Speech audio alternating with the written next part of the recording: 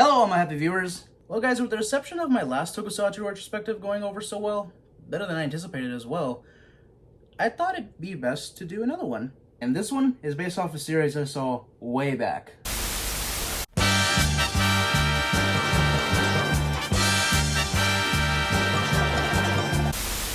Sure, you got Ultraman, Kamen Rider, Super Sentai and Power Rangers, and even Zone Fighter. But what about from an even smaller company? Enter Senkosha Productions. Senkosha was a smaller television company that attempted to make superhero shows before. In fact, they created the very first Japanese superhero television show, Moonlight Mask, otherwise known as Moonbeam Man. That series was a big hit with kids, and there's even speculation that they influenced Marvel a bit. Ever heard of this guy? But through the years, Senkosha began to fade into obscurity. Then, Ultraman came into town. Giant heroes fighting kaiju was suddenly the in thing. Senkosha wanted in on the fad, and after ending their series Silver Kamen, they began production on their next show, and thus the subject of today's video, Iron King.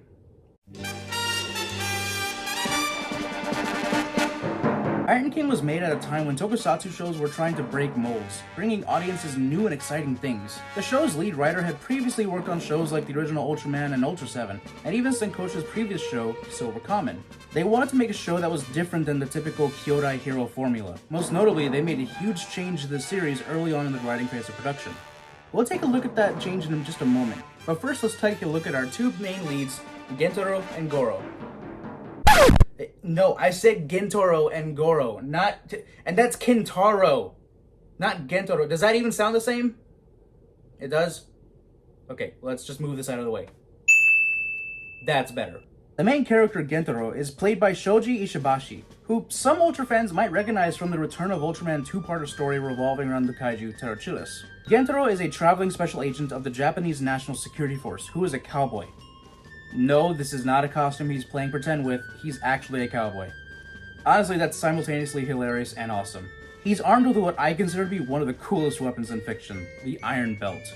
This weapon can not only hold your pants up, but can also transform into a sword and a whip that just seem to extend for forever.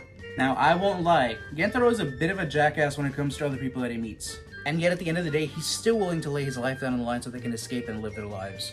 Gentaro may be a jerk to most of the people he comes across, but he becomes more likable as the series goes on, becoming more and more of a goof the more time he spends with Goro. Speaking of which, let's talk about Goro, the bumbling yet well-meaning sidekick played by Mitsuo Hamada. He's just so goddamn nice to everyone he meets. He's like that friend who's always gonna be there for you when you need someone to talk to.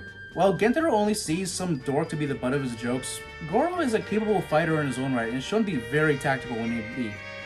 But this is where it gets interesting. Goro is the one to transform into the giant cyborg Iron King. Nobody knows except for the scientist who gave him the hat to transform. I am shocked!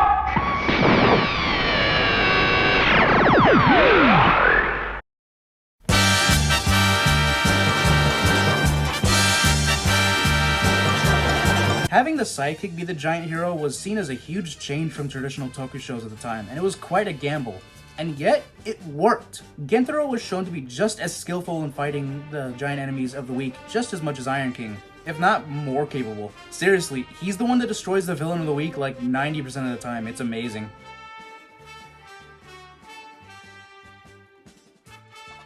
Gentaro and Goro travel across Japan to fight three evil organizations that seek to take over the world. The villains are separated through three different story arcs. These groups are the Shiranui clan, the Phantom Militia, and Anonymous, I mean the Titanians. Each episode has a basic formula that follows. Unlike the Ultraman shows, there's a fight in the very beginning of each episode. Iron King tries to stop a threat, he's usually defeated, the duo go on to find out what the villains are plotting before a second fight ensues in the finale. It's a nice change to have two giant fights happening in one episode like this. You'd think it'd get tiring, but honestly it's a great way to keep your interest and attention. One thing to note about Iron King is that he's also given his own timer limitation. How is this explained? Simple. The cyborg is hydro-powered. Iron King runs on water, which Goro almost constantly gets when he's not fighting. Honestly, it's kind of funny that no one ever pieced together that he was Iron King, not even Gentaro. A fight will end and Goro's all, "I'm dying of thirst over here!" I won't lie, I'm always wanting to chug some water whenever I watch this show. For whatever reason.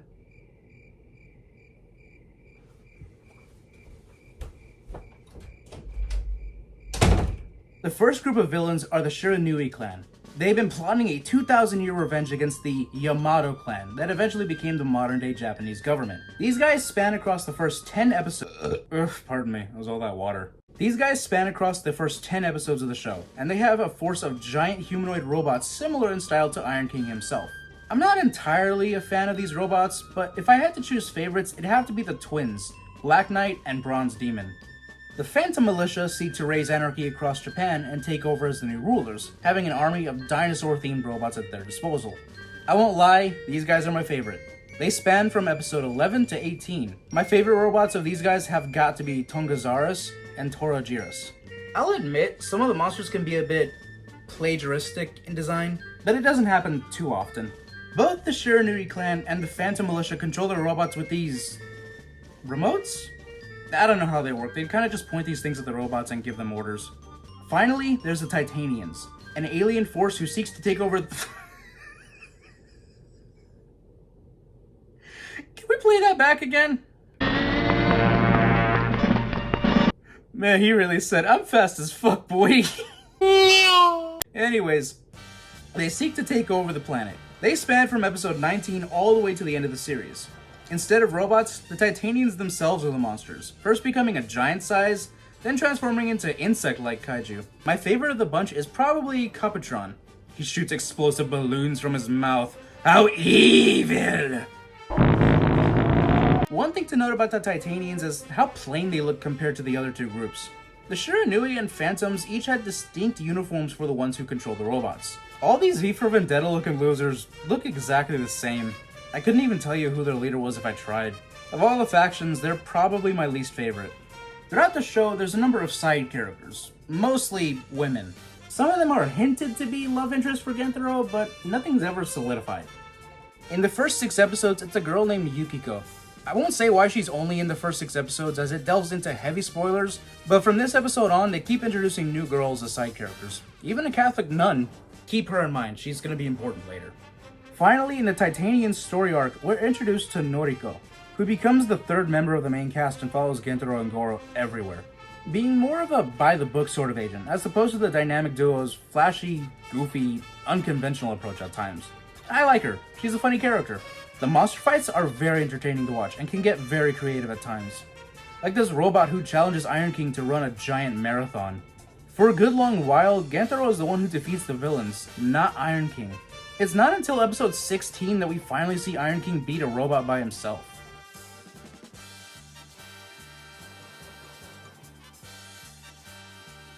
So you'd think with how little of an audience this show has that it probably faded into obscurity. But no! Just last year, the hero was brought back to help celebrate the 50th anniversary for the Fukuoka Water Company, and a brand new suit for Iron King was made for the promotions. They even brought back Shoji Ishibashi and Mitsuo Hamada as well. You guys have a new suit! Use it for more than just water promotions! However, the biggest comeback was in the 2017 film Brave Storm. See, after Iron King, Senkosha went on to create more giant robot shows, most notably the Super Robot Red Baron series. In 2017, a film was created to cross over both Red Baron and Senkosha's previous show, Silver Kamen.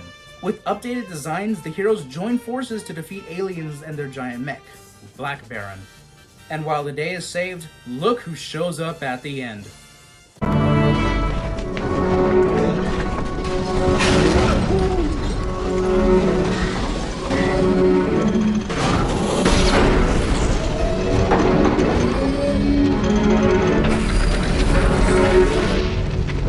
While a sequel to Brave Storm has yet to be announced, it's safe to say if it does happen, we will be seeing a full-on return for Iron King. Iron King is a great show if you're a Tokusatsu fan. It's only 26 episodes long and it's even available here in America. I have a little bit of a nostalgic love for the series. When I was just a wee lad, I was already a fan of the original Ultraman series as I had the entire show on DVD, along with the first volume of Tiga as well. One day, my mom took me to a used DVD shop and I happened to see this on the shelf. Another giant superhero who fights kaiju? Sign me up! As I mentioned before, Iron King hardly wins any fights at first, but this is where the interesting growth comes into play. As the show progresses, he becomes stronger and smarter, learning from previous fights. It's a nice bit of character growth we're given, going from a rookie fighter to a total A-class hero. However, one tiny complaint is how Iron King has an inconsistent array of powers. He just seems to randomly gain new abilities every few episodes with no explanation, and then just loses them immediately. Like this one where he just points and things explode. Spontaneous combustion! In the very first episode of the show, he has an ability called the Iron Kick, which he shouts out as well. He never uses this ability again, despite the shout actually being part of the full theme of the show. Kick! Kick! Iron Kick! Like, come on, keep the powers consistent. Even the Ultraman heroes have their powers in the Point taken. One thing to note is that even though the budget was a little bit lower than Ultra shows of its time, the miniature sets are still impressive. Look at this mini highway, all those cars are moving. Now here, I'd like to talk about my personal favorite episode, Destroy Torajiris.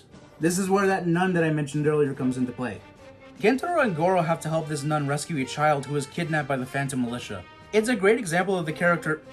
You're leaning in the same car? Get him, stupid! Never mind, the plot has to happen. It's a great example of the characteristics of both Gentaro and Goro. Throughout the entire episode, Gentaro is constantly talking down to the nun for believing in Christ, seeing as how the religion is considered a minority in Japan. There's this sort of hint that Goro might have fallen for the nun, but not really.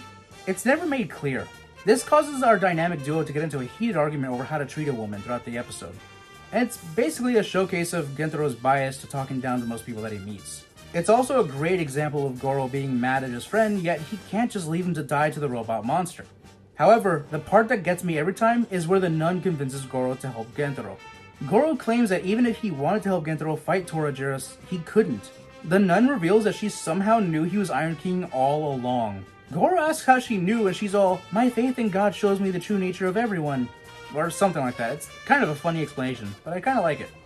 Also, side note, Torajiris just inexplicably gains fangs in between fights. I don't know why. Just a funny little thing that I noticed. Iron King is a fun series, and I highly recommend it to anyone who is a fan of shows like Ultraman. You can easily find the entire series on a DVD set online. And it was released by Mill Creek, the same people who were putting out the Ultraman shows on DVD and Blu-ray here too.